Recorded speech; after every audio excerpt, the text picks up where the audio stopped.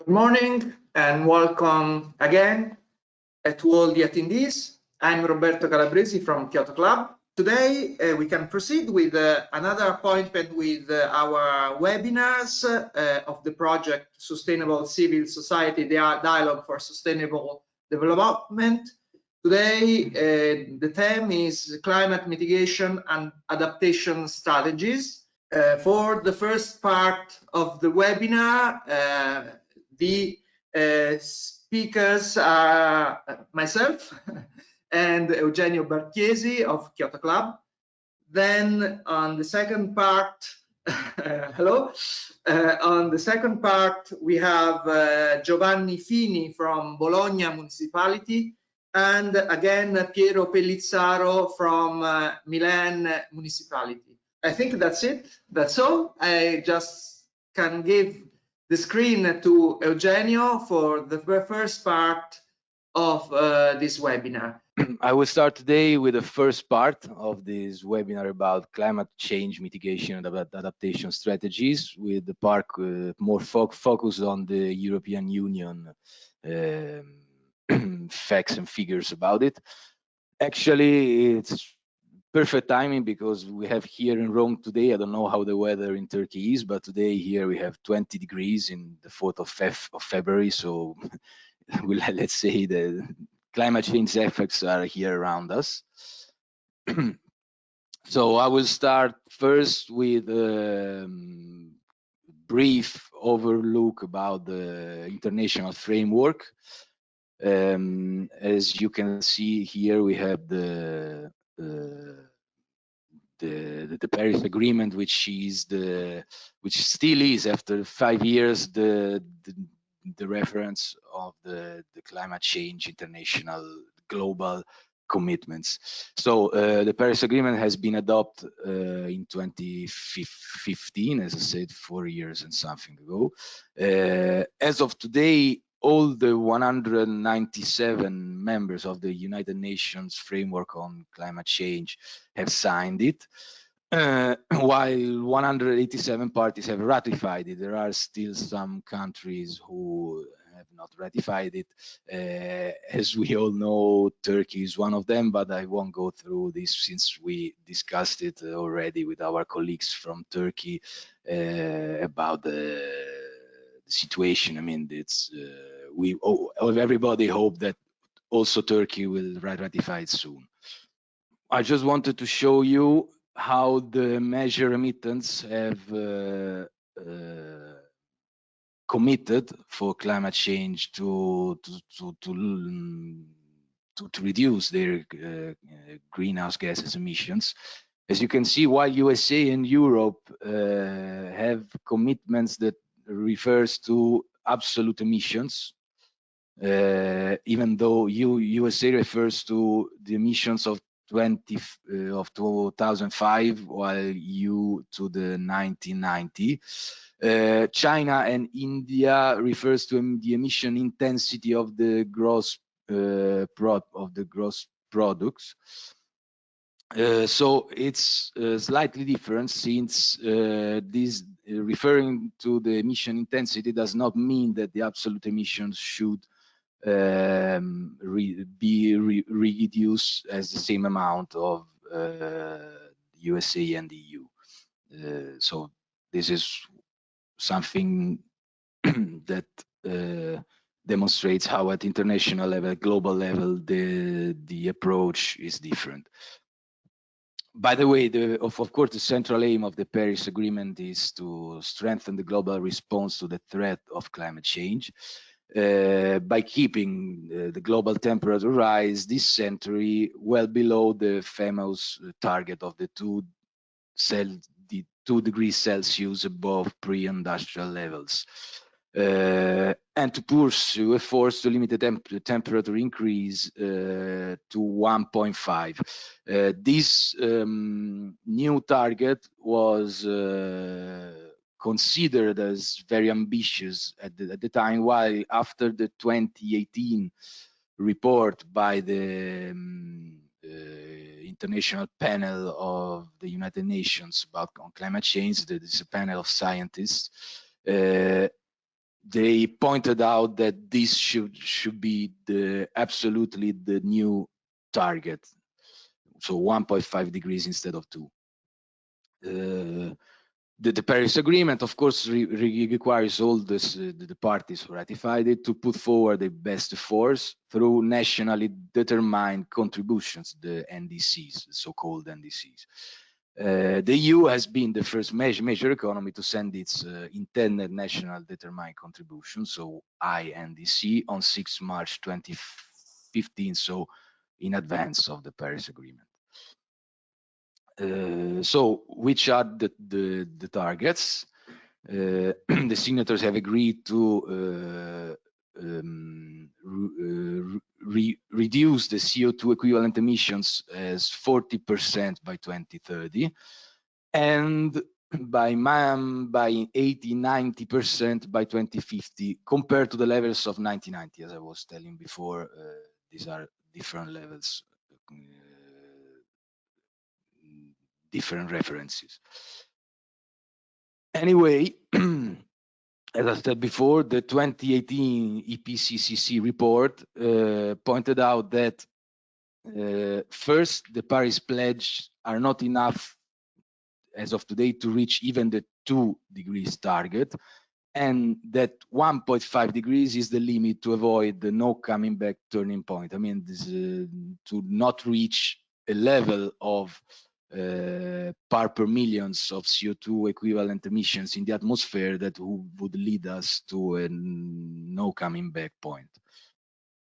In the picture, you can see the projection to 2100. If countries do not act, so if nobody does anything about climate change, we will have 4.5 degrees of increase in the global temperatures, which would be complete catastrophe, let's say.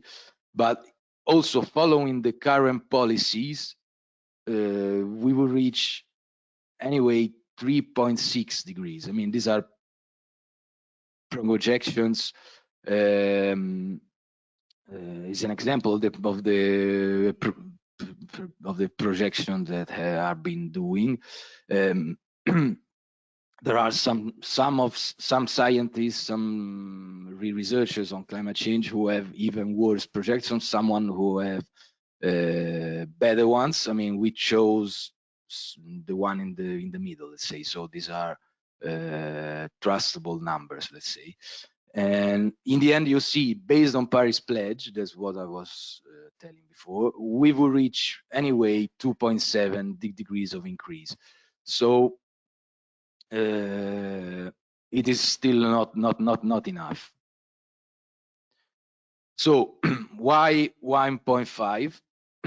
As I said, to reach 1.5, the global net CO2 equivalent emissions from human activities must decrease by around 45% by 2030. So 2030 is in 10 years. It's a really ambitious target compared to 2010 levels. I mean, not to 1990. 2010 levels are already lower emissions compared to 1990, and reach 0 emissions by 2050. So this is a very, very challenging and ambitious target. And as you can see in the pictures I'm showing you, to reach 1.5, for example, a global level, we should renovate the buildings by 3–5% every year, which is really a lot. From 2020, so from these years, every new buildings should be 0 emissions building. 0 deforestation by 2020. Let's just think about what's happening in South America or in Australia. I mean, this is something really challenging. No new coal power plants. Even this one is a very ambitious target. So to reach 1.5, we should completely change our habits and the way of thinking our economic development too. And to reach, on the other hand, just 2 Celsius degrees, anyway, these are challenging targets too, because as you can see, the CO2 emissions must drop by around 20% net by 2030. So even 20% is a very challenging target. So until now, we talked about top-down action and decisions, but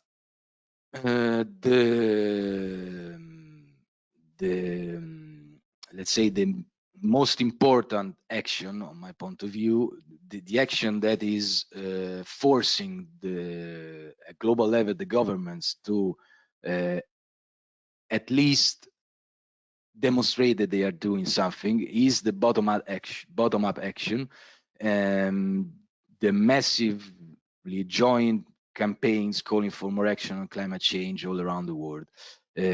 For example, the most famous one are the young people of the Global Strikes for Climate, who are going down the streets all around the world, but also the activists of the fossil fuel divesting campaigns. We will go through this in the coming slides. So now let's focus on the EU, since this is our target for today. So this is an overview of the EU climate strategies and policies that are in force right now. There is the 2020 Climate and Energy Package and the 2030 Climate and Energy Framework. The Green Deal, of course, that has been published in the last months. Also climate finance, we will see later how the European Investment Bank has changed its policies on climate, on carbon emissions, and the adaptation strategy, of course. So at European level, I decided to start by the year 2000, so a brief history about what has been done at European level, to not bore you and not go until the beginning of the world, let's say. So the first European climate change program from year 2000 to 2004 started by examining an extensive range of policy sectors and instruments who had the potential for reducing the greenhouse gas emissions. So some working groups have been formed. There is a list here, for example, industry, research, agriculture, sinks in agricultural soils, of course, forest-related sinks, so carbon sinking, de-emission trading, energy supply, energy demand, energy efficiency, and transport. Why these working groups? Because each working group identified options and potential for reducing emissions based on cost effectiveness, as well as impacts on other policy areas and potential co-benefits. So, for instance, in terms of energy security and air quality, which I didn't mention here, but of course are crucial sectors. As I was telling before, one of the most important and innovative initiatives is the EU emission trading system. We will have a dedicated webinar about this, so I won't go through it very deeply. But later on, I will just give you a follow-up about that. Then in 2005 started the second European climate change program, who just went a bit deeper, let's say, explored further cost-effective options for reducing greenhouse gas emissions in synergy with the EU's Lisbon strategy for increasing economic growth and job creation.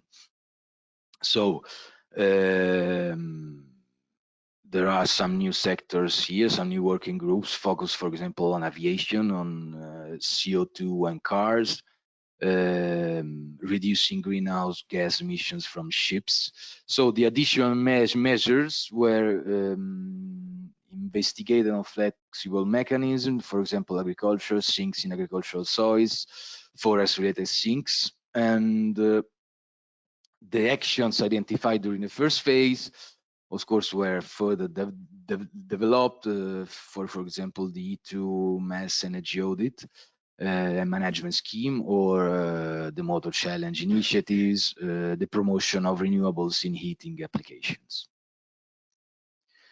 Now let's go back to the current times, because the 2020 climate and energy package is in force until this year. So it's definitely adopted. There is a mistake here, sorry, because it's not 2018, it's 2008. Definitely adopted by the EU Council in December 2008. It's a set of binding legislation that ensure the EU that EU meets its climate and energy targets for the year 2020. So the famous goals for 2020, the 320s, so minus 20% cut in greenhouse gas emissions compared to the 1990 levels, the 20% of EU energy coming from renewable energy sources, and the 20% improvement in the energy efficiency.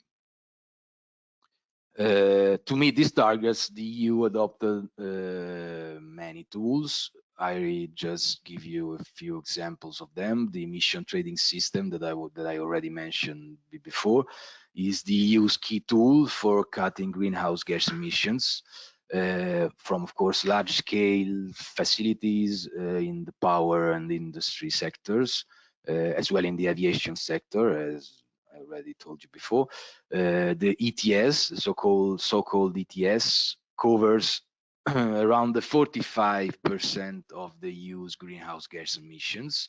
And in 2020, the target for the emissions from these sectors is to have 21% lower emissions compared to 2005 levels. While the other sectors are covered by the national emission reduction targets. So these sectors are not in the emission trading system. They account for around the 55% of the total EU emissions, and are like housing, agriculture, waste, or transport, excluding aviation, of course. Other tools adopted by the EU, the national targets for renewable energy. So these are binding national targets. I mean, this is important because when we will go through the 2030 climate and energy framework, those are not, we don't have national binding targets there, but we have targets set by the EU, by the Commission, which still need to be adopted to be translated into national targets. While for 2020, we already have national binding commitments. So even on renewable energy, the EU member countries needs to raise their share of renewables in their energy consumption by 2020 under the RED, the Renewable Energy Directive. And these targets, of course, vary, reflecting countries' different starting points for renewables. For example, Malta has a 10% of is a target of the 10%, while Sweden has the 49%. Then there are the Energy Efficiency Plan and Energy Efficiency Directive, who are also binding targets for energy efficiency. Innovation and financing. The EU also financial support for the development of low carbon technologies, for example, under Horizon 2020. Now we go through the 2030 climate and energy framework. So the set of targets and policy objectives who will be valid starting from next year. So this has been adopted in October 2014, and the key targets are at least the 40% cut in greenhouse gas emissions compared to 1990 levels, at least a 32% share for renewable energy. This was initially 27%, has been revised upwards in 2018. And at least 32.5% improvement in energy efficiency, who was initially, also this one was initially 27% and has been revised upwards in 2018. About the energy efficiency, just let me open a small part of celebration for Kyoto Club, and because at European level we are member of the EU ASE, which is the European Alliance to Save Energy, and other networks lobbying for more energy efficiency. And this revision of the target for energy efficiency has been obtained thanks to the efforts by the EU, by the members of the EU Parliament, who are also member of the European Alliance to Save Energy. So we have some part in that. Then the last thing about the climate energy framework is that the EU member state, each EU member state, is obliged to adopt integrated national climate and energy plans for the period 2021-2030. Roberto probably later will give you an overview of the Italian one. So this is a comparison between the 2020 and the 2030 targets, some numbers. As you can see, the numbers for the 2030 are really ambitious. For example, if you see the CO2 emissions for the transportation is very challenging, because minus 37.5% for cars means that the habits of the European citizens should change completely. Also, you see that the EU funds for climate for the programs 2014-2020 accounted for around 20% of the total funds, while in 2030 we should rise to 25%. So there will be much money for supporting actions for climate. So since today we will talk about mitigation and adaptation, let's have a look at the EU strategy on adaptation to climate change. It has been adopted in 2013, and of course it aims to make Europe more climate resilient. It focuses on three key objectives. The first one is promoting action by member states. So the Commission asked all member states to adopt comprehensive adaptation strategies and plans by 2017. And it also provided them funding to help them to build up their adaptation capacities and take action, and supports adaptation in cities through the Covenant of Measures for Climate and Energy Initiative. We had a webinar about the Covenant of Measure last week, so you will find it soon on our website and you can go deeper in this topic.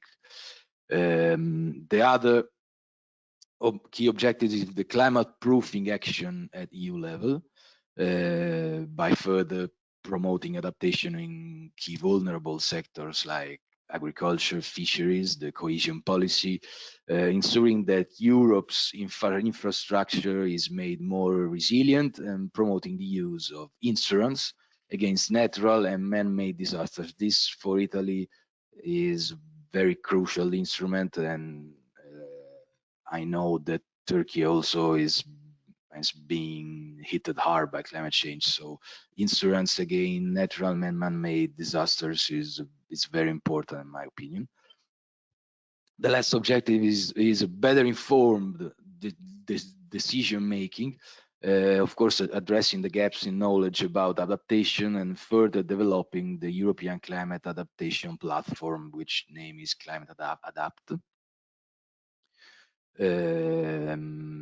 Okay, so let's go to the very latest news, because as you probably already know, in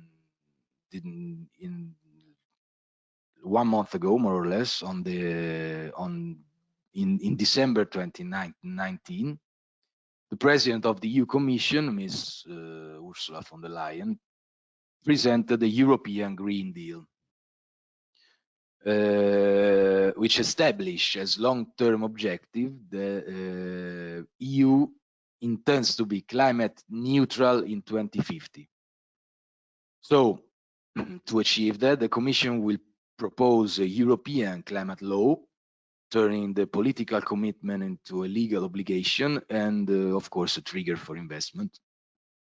And the EU Commission foresees to mobilize at least 1 trillion of investments over the course of 10 years, of which around the half, so 503 billion euros as EU budget, so public funds for climate and environment. Let's have a look on an overview of how this Green Deal will be structured by looking at the just transition mechanism. The just transition mechanism will provide targeted support to regions and sectors that are most affected by the transition towards the green economy. So those countries who have the most difficulties to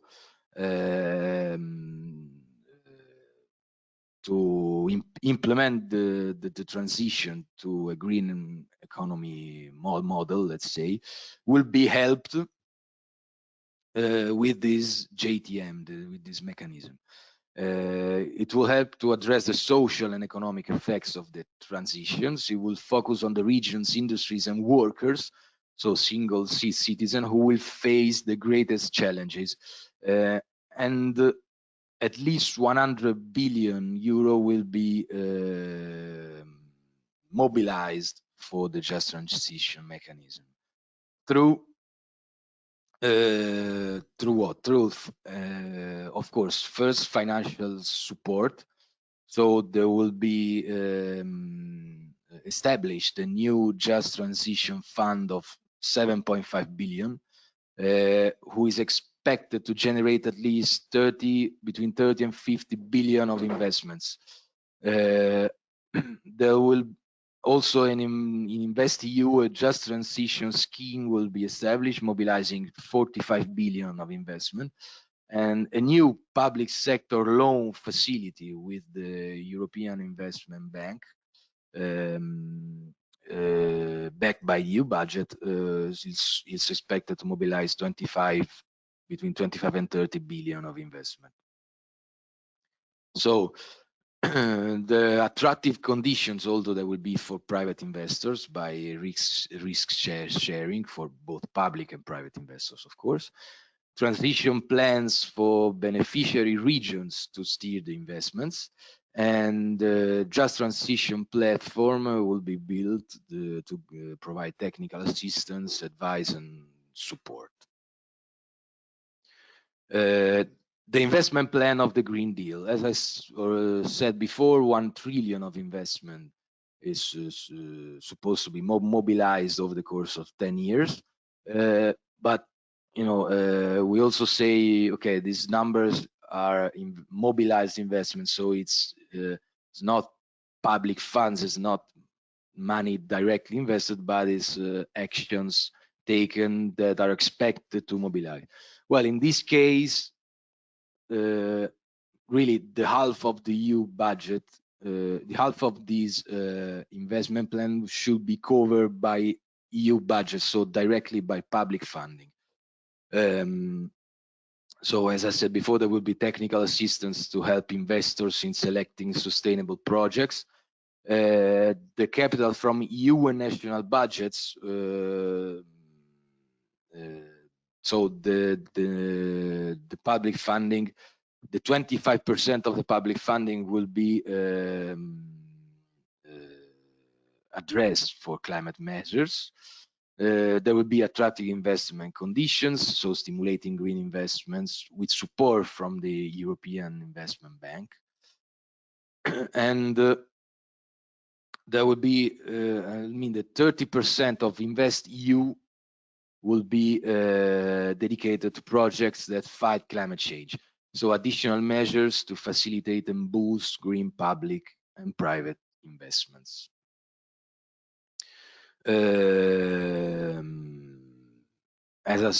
We will go now through climate finance, so we will leave the EU policies to have a look on what is being doing in finance to reduce the carbon emissions. So as I mentioned before, massive campaigning calling for divesting from fossil fuels has been raised all over the world, been massively joined all over the world. I just showing you the one link when you can go to this website, gofossilfree.org, to have the latest updates. Let me check if we can see it, because I just wanted to show you some numbers about the divesting campaign. So as you see, 13.96, so nearly $14 trillion is the approximate value of institutions divesting. So more than 1,100 institutions joined the divesting campaign, and more than 58,000 individuals, accounting for around 5.2 billions. You have it here also, the share of the kinds of institutions that are divesting. As you can see, for example, faith-based organization account for the 30%, educational institution 15%. We have governments at 14%, and really important, the pension fund at 13%. This is very important because the pension fund are the one that are most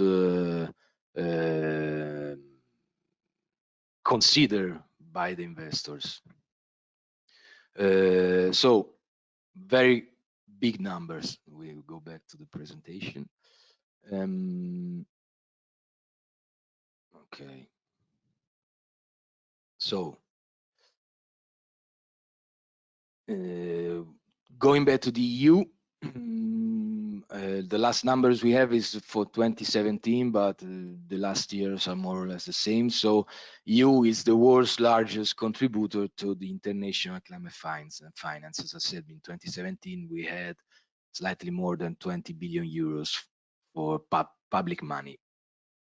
This table you can see more or less some more detailed numbers. You can check it. It's but you can find them easily on the websites of the EU Commission.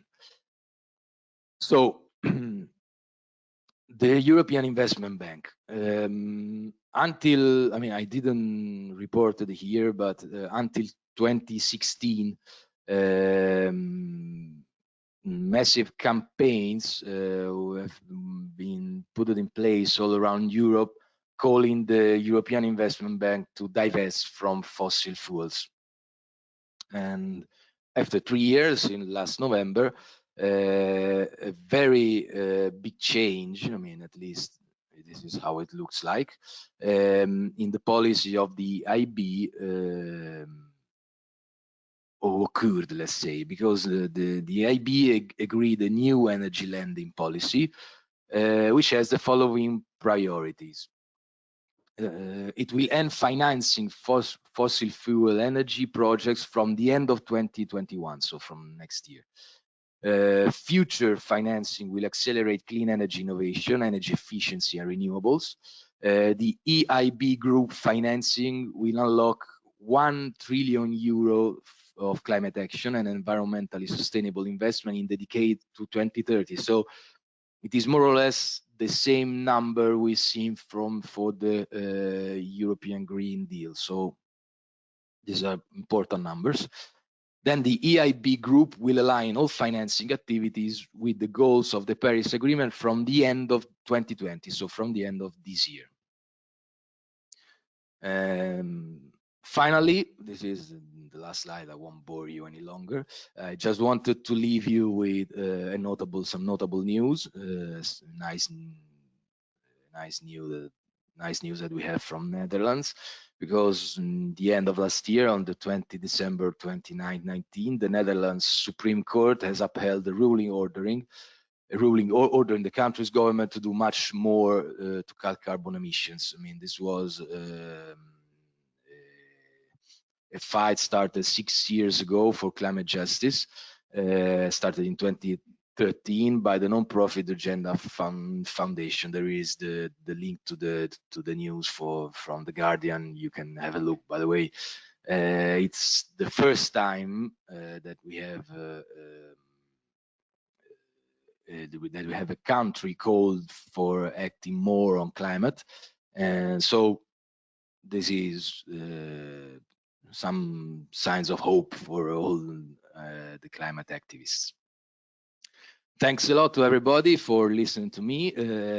Now I will leave the word to Rogoberto. I think maybe we can do Rogoberto presentation, and after we can see if there are any questions, or if there are already some questions. I don't know. I will check. Okay, no, great.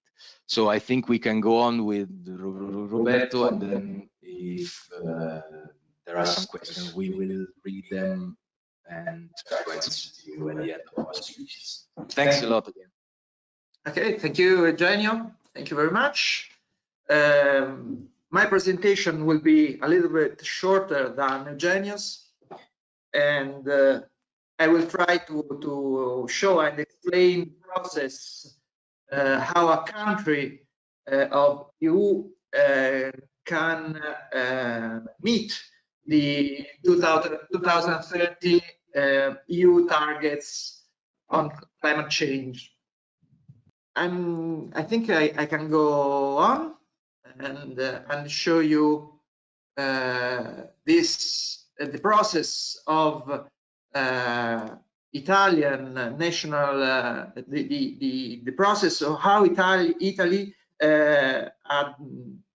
took action to meet these targets of climate and energy on 2030. And the Italian National Plan for Energy and Climate on 2030 is a fundamental tool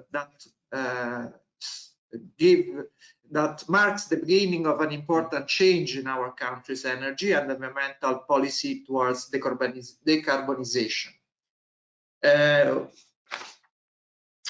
The European plan is structured in 5 lines of intervention.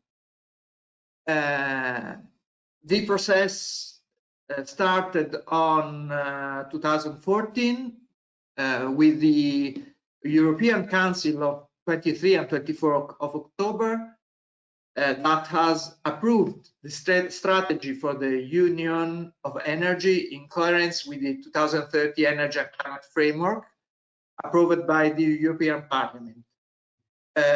This European strategy is based on 5 points: decarbonization, energy efficiency, fully integrated the European energy market, research and innovation, and safety competitiveness. But in summary, this plan is an integration and an update of different plans already approved in Italy, and this was a fusion of two plans already adopted. One is the climate change adaptation strategy, and the other is the national energy strategy. For the construction and approval of the plan, a double path was followed in 2019. First, a comparison with the European Commission, which has given its objective of the harmonization of energy policies between European states, and on the other side, a consultation with all national stakeholders. In particular, the Italian plan is the result of an articulated process. Start in December 2018. This draft of the plan was sent to the European Commission, prepared on the basis of technical analysis and evolutionary scenarios of the energy sector, carried out with the contribution of main public bodies operating on energy and environmental issues. In June 2019, the European Commission made its assessment and recommendation on the plan proposal presented by Italian government or by the other member states, because the process is similar to for all EU member states. The European Commission gave to the Italian proposal an assess positive, and then after that, during 2019, as I said before, a wide public consultation was carried out, and the strategic environmental assessment of the plan was carried through. After this process, in November 2019, Minister Patuanelli illustrated the general lines of the plan to the Production Activities Committee of the Chamber of Deputies. Finally, the plan was the subject of fruitful comparison with the regions and the Association of Local Authorities, which at half of December, last half of December, 18th of December 2019, finally expressed a positive opinion following the implementation of several significant suggestions. The definitive text of the plan was published just a few days ago on 21st of January 2020. What are the objectives of the plan? The objectives are the definition of actions for reduced emission of greenhouse gases, coping with the impacts of climate change, and reduce risk and preserve the well-being of population and natural heritage. It also makes use of various other contributions, such as some different documents and plans we had before. For example, towards a circular economy model for Italy, or another one is National Strategy for Sustainable Development, approved by the CIPE, is an interministerial committee for economic planning, or elements for a sustainable mobility roadmap, and another one is National Infrastructure Plan for Charging Electric Powered Vehicles. Okay, which is the targets and this plan look at for 2030 for Italy? For renewable energies, share of energy from renewable energies in gross final energy consumption, the target is 30%, either than 32% of a EU general plan. And another data is the share of energy from renewable energies in transport. The Italian target is 22%, compared with 14% from EU targets. Also in energy efficiency, our targets is less 43% of consumption, with a comparison to EU targets of less 32.5%. At the end, the greenhouse gas emission targets are very close, because EU targets are less 30% compared on 1990 levels, and also in Italy the targets is similar, for less 40%. After the publication of this plan, the Coordinamento Free is a coordination for renewable energy sources and energy efficiency association. Is an umbrella association composed by 27 members plus other who joined into this only by like participants. This umbrella association make some comments to improve this plan, and for example, the first comments are about the process for phase out of the coal, using coal is subject to the realization of new plants, which is unlikely to be completed by 2025. The natural gas has a very important role in the so-called low carbon transition. In fact, the plan does not exclude completely the realization of new infrastructure, and this is not very good, as the new hub in Sardinia, for example, and foresees the empowerment of the existing one, the tap in Puglia, another example. It will depend on the cost benefits analysis. That means maybe this is not going on anyway, this transformation, not in time anyway. Sorry. Another point is about the governance. Many ministries are mentioned to be involved in the implementation of the plan, because it's a plan very important, and but it's not included an horizontal coordinating structure directly referring to the presidency of the Ministers' Council, which would be the crucial tool for an effective coordination.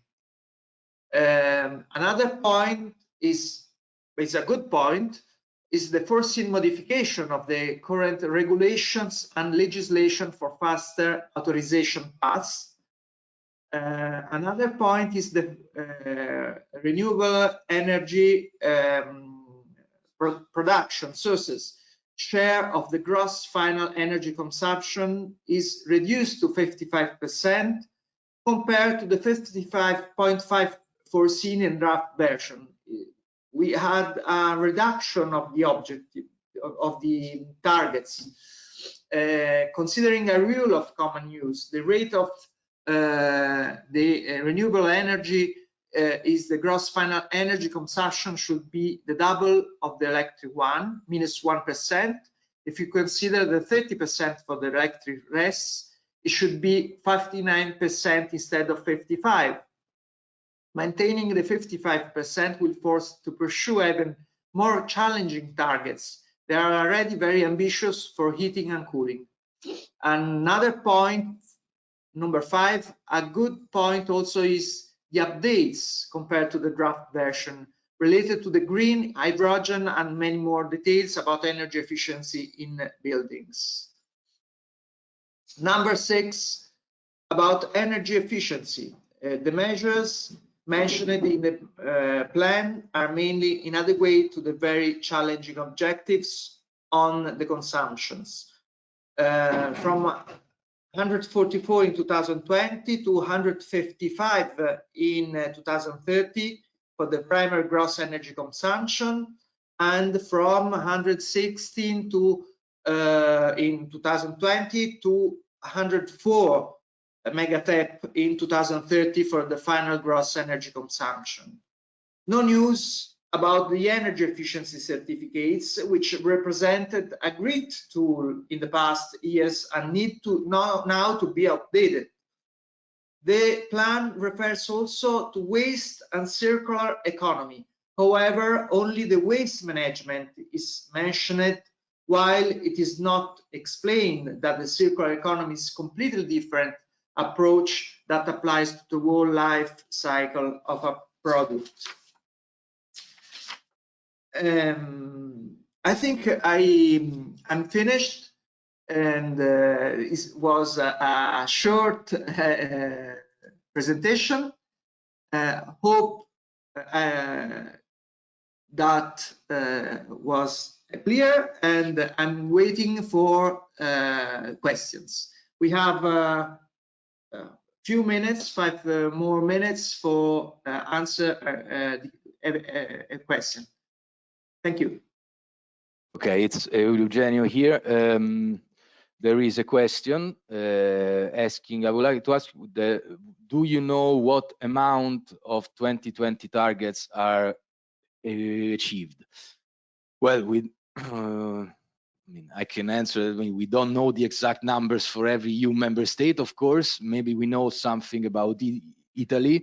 About Italy, I can say that the targets for example, for renewable energies have been reached very early in 2012, if I remember well, or in 2014. But by the way, they have reached because we had a policy on incentives. We have massive incentives on renewable energies. But what has happened that we reached very fast our targets, and then after the incentives were finished, I mean they were not renewed in the following ruling or legislation. Of course, with the end of the incentives, the renewable energy sectors didn't move forward. I mean, we didn't increase it more, so we are still at the levels of 6, 7, 8 years ago. And so this is an example of the fact that reaching the numbers does not mean that it's not always a positive situation, because if we compare it, for example, with Germany reached its targets much later. I mean, 2 years ago, if I remember well, but they reached it, let's say, with more linear trend. So they had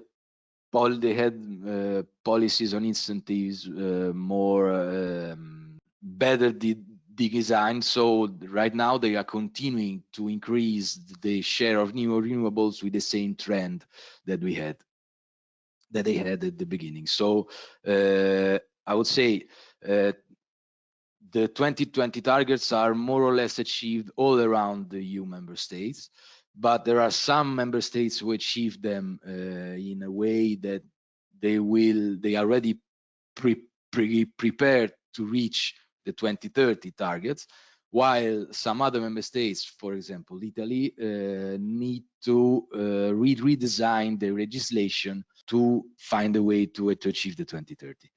Hello, good morning, everybody, and thank you to Kyoto Club for inviting and involving us in presenting our experience. I will try to stay in time, but I wanted to show you two experiences about climate policies of the city of Bologna in Italy. So local policy. Two experiences deal. The first one with the climate mitigation. so the reduction of CO2 actually, and the second one with climate adaptation. So how to adapt the city, how to make your city, your local community more resilient in order to reduce and avoid the risks coming from climate change. We can go on with the slide. Okay, well, possibly most of you know where Bologna is. It's in the north part of Italy. Actually, the municipality of Bologna is the core of a small metropolitan area with almost 200 million inhabitants. We can go on. The distribution of the population. We can go to the next slide. The distribution of settlement. So we can move to the next slide. As you can see, the picture of the city by night, the settlements are quite scattered in the territory. We have a certain experience in organizing our urban planning, considering even energy issues. So, as I said, we have some experience in combining the local urban planning with energy planning. The work we have done in the previous year was to single out some areas that we have called urban energy basins. Sorry for some slides being in Italian. And those basins are areas characterized by urban transformation in ongoing urban transformation and some opportunities, for example, the presence of district heating or district heated areas, the intense presence of buildings with poor energy characteristics, and so on. So in the plan, we have when we prepared the urban plan, we have singled out for any of those areas some specific rules in order to have new settlements with very high energy performances. In the building code, moreover, we have defined some specific requirements for energy saving, for the increase of green area in private spaces, for water saving, and for the intelligent use of materials for building. So the idea was to recover as much material from existing buildings as possible.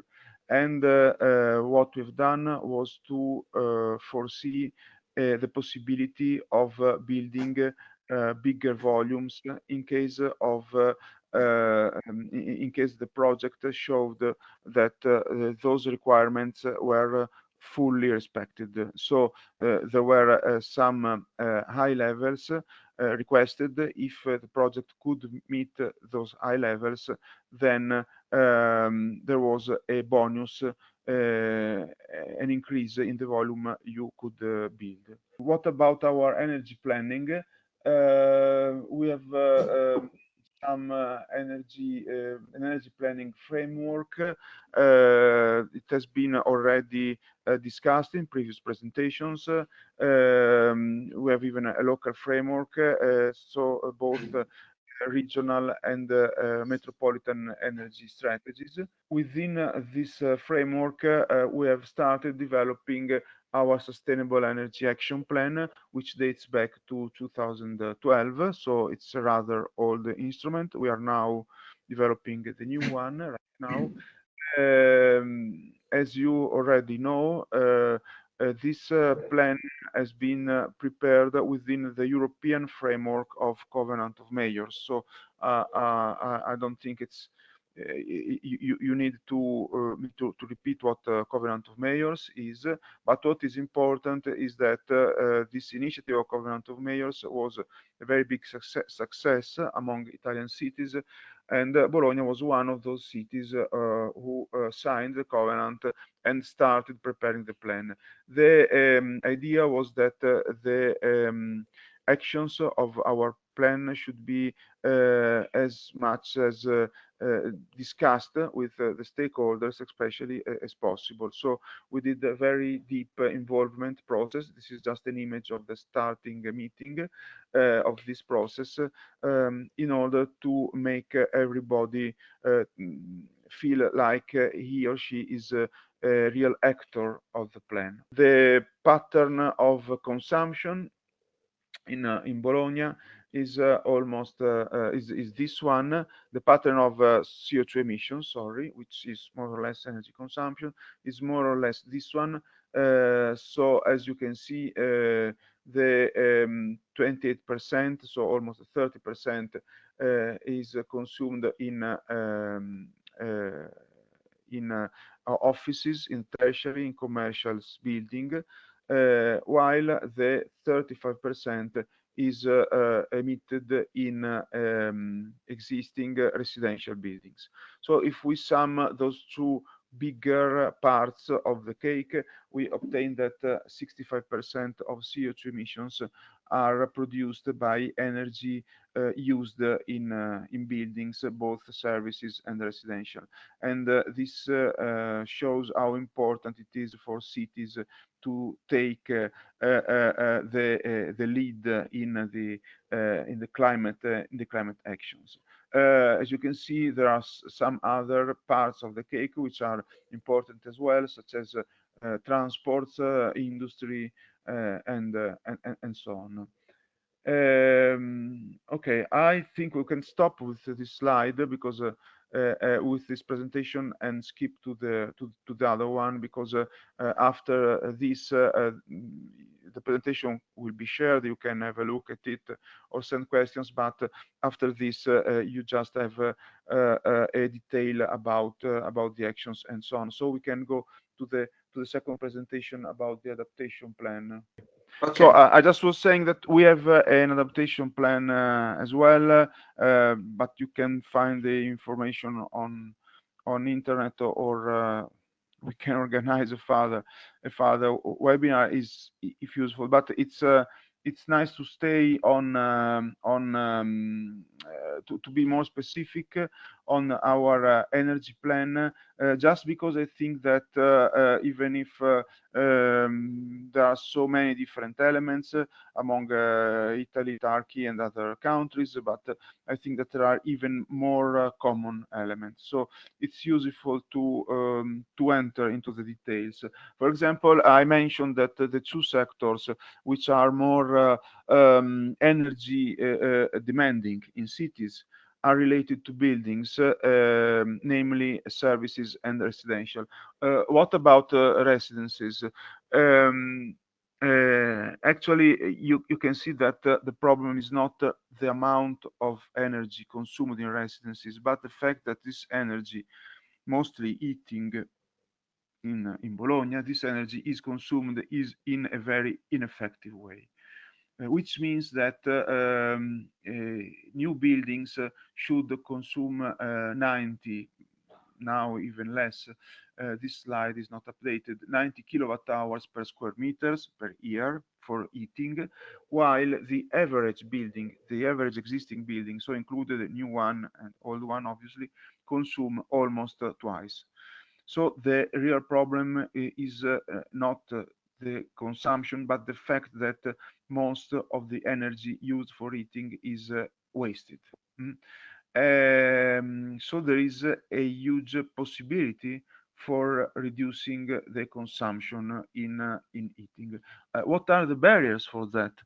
The first barrier is that almost half of those of the dwellings are heated with autonomous heating. They have a boiler in the dwelling, and so it's difficult to organize a massive substitution of the plants.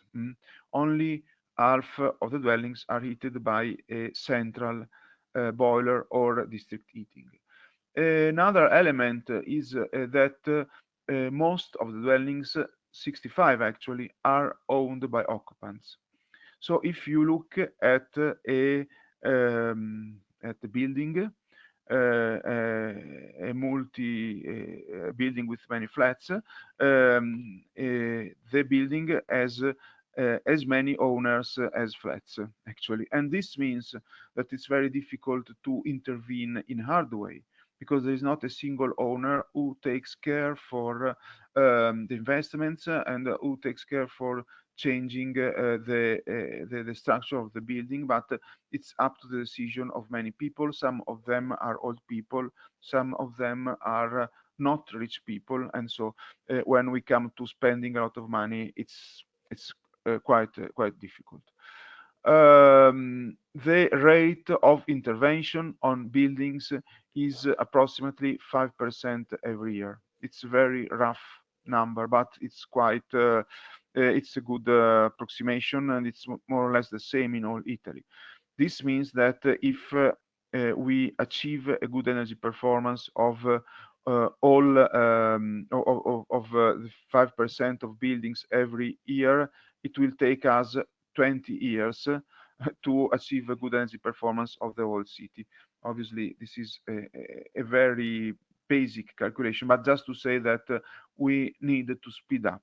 We need to speed up in some way. So this theme of emissions in residential building is the hard task of our plan. If we go to the services, the situation is quite different because we have very, in Bologna at least, a very big buildings where the emissions are in some way controlled by people in charge for energy consumption, what we call energy managers. For example, you see the trade fair, which is a district, the university, which is a group of many buildings scattered in the city, some big hospitals, and so on. So the good news with services is that in that case, we have some very big premises where it is easier and it's even economically interesting to intervene from an energetic point of view. And as a matter of fact, many interventions, even with the support of European funding, many interventions have been done on those buildings. If we go to mobility, the characteristic of many Italian cities is that a lot of people rely on transport by their own car, which is different from other European countries. But in Italy, private car is really used very much. We have more or less a vehicle for 50 vehicles per 100 inhabitants, so a vehicle any two people. What is the problem with public transport? The problem with public transport is that we only have roads, so we don't have an underground train, we don't have effective bus lanes, so the speed of public transport is the same speed of the car in the traffic jam. So it's not really an considered as an effective alternative